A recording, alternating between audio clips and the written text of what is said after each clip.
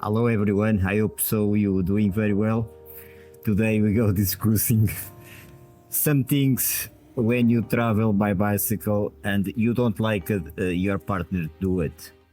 I'm the Portuguese guy and let's start. Caroline, tell me one thing you don't like it when you travel with another person or in group. I would say when you're really trying to concentrate on going up the hills, like particularly hard ones, and you've got somebody who's doing a running commentary and chit all the way, and you're really concentrating. It's just like, please shut up. Where is the sedation? Yeah, that person is me, because when I'm going up the hill in step hills, I don't know what coming into my mind. It's like being on the racetrack with you. It's like a running commentary all the way through. Yeah, I want to talk, I don't know why. When the flat I don't talk anything, but when I'm going up I'm talking a lot. But What about you? myself, I don't like it when we take a long route, particularly if it's a long route and you are running out of time to reach or supposedly this final destination, and the person behind you no have legs to speed up more the trip. Jesus. Yes, me. Myself, yeah. Myself, I'm talking myself. I'm in that case, I'm completely busted, but I try to give my maximum to reach. And this last week happened this one time. Yeah, it's almost dark, and I want to reach, and the person behind you cannot maintain.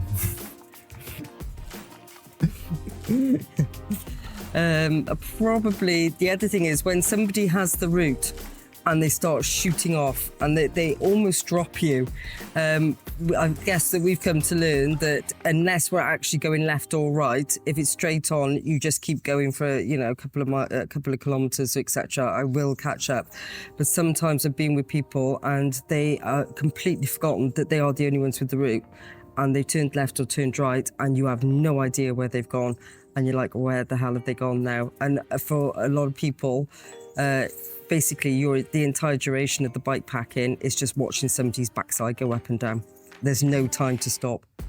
Yeah, it's because that when I traveling with another person or in group and I'm in the front, whenever roundabouts or crossings, I always stop it to the other people knowing where we go. If I'm on the front, of course. This is another thing you bear in mind. But well, another thing it's complicated because when we travel with another person or persons in the morning, it's when some people want to wake up more later and starting bikepacking or bike touring more later, and then others more early, and it's complicated in the morning to manage all these things. I prefer starting in the morning very early and finish early, but I know if people want to starting later and finish almost dark. Well, what's your opinion about that? No, I'm an early riser. The earlier the better. Just get up, do those hills. I'm more energetic in the morning. It's just, and it's magical. Morning times are magical. Very few people on the road. The quality of light is different, especially if you're in a rural area, mountains, sea, etc. It's just like all the gremlins have stayed at home in bed, and you have that quality time on your own for definite. Another thing I think you don't like it, Caroline, it's when in the morning you said to me how many hills have or mountains have on the route today, and I said today is don't have anything special. And what you think about that? Terrible. So I'll ask what the route is, because I like to mentally prepare myself. Yeah, okay, there's sometimes there's surprises that are thrown up, but in my mind I like to learn how to gauge the distance, the elevation, how much water I need to take, etc., and a bit extra or whatnot. And he'll say, that's the worst of the hills done. And then you'll look ahead and you can see the hills on the horizon, and they're not, because the gradients are steeper than the ones that you've just managed to chunk. Why lie? Just tell me what it is so I can prepare. Don't tell me, oh, that's the worst of the hills. That's just a gripe that I've got. Yeah, because sometimes when, for me, hills or mountains is with certain elevation, with certain inclination also. But sometimes when I have some lumps, like 1 kilometer or whatever, for me this is not. I'm not consider this a mountain or a hill, or maybe a hill, but yeah, it's smooth. Yeah. But I guess the other thing is, as happened the other day, is that somebody overshot the campsite by 30 kilometres, and then they start getting, but I'm not going back, I'm not staying here, I'm not camping, I'm going on. Don't make out that the campsite isn't there, Jose. The campsite was there. You just overshot it by 30 kilometres. But yeah, it's a dual effort thing, and I think even though that this is what the dislikes about bike packing with other people, without filters per se, there are some benefits in that if the shit hits the fan, there's two of you and you can sort it out. You get very resourceful. Another thing it's sometimes is complicated is we see on the Komoot, because I use the Komoot to planning the routes, and sometimes said having a campsite in the 50 kilometers, and when you reach there, it's not a campsite, it's a camping car. Yeah. And you have two options, or coming back 50 kilometers or going forward. Yeah. I prefer going forward. I know the risks this is involved, and principally if you are with another person or a group.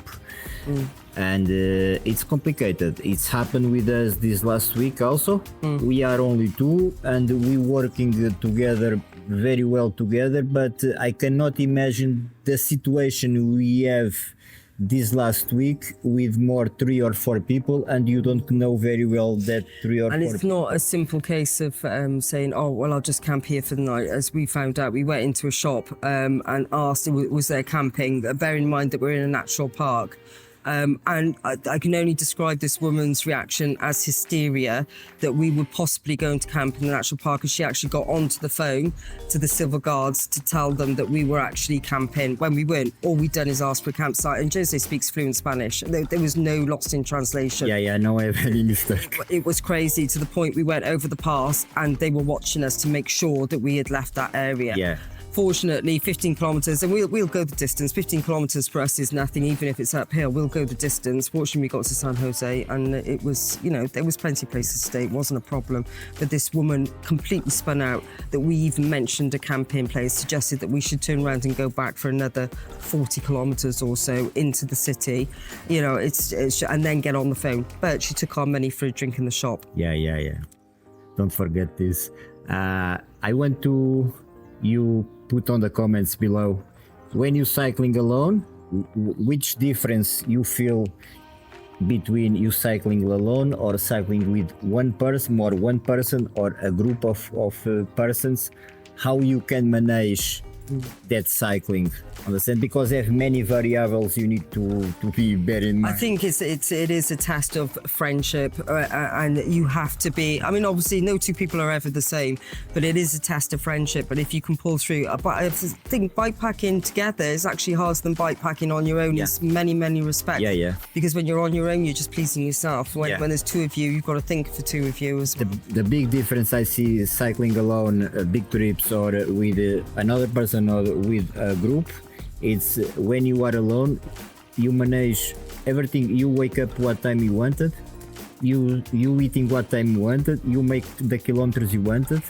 The only downside I see cycling alone, two downsides. First, if it's happen anything with you, you are alone. No have anybody to call the ambulance or anything. And another thing is sometimes, because you cycling in areas, completely desertic areas, you not see anyone during like 100 kilometers, and you don't have anyone to talk. This is the only two downsides I see. If you're antisocial like me, most of the time that's a good thing. Okay, do not forget, put on the comments below what you think about of this theme, and I hope so you enjoying this video, and we see you again next week. Let's go.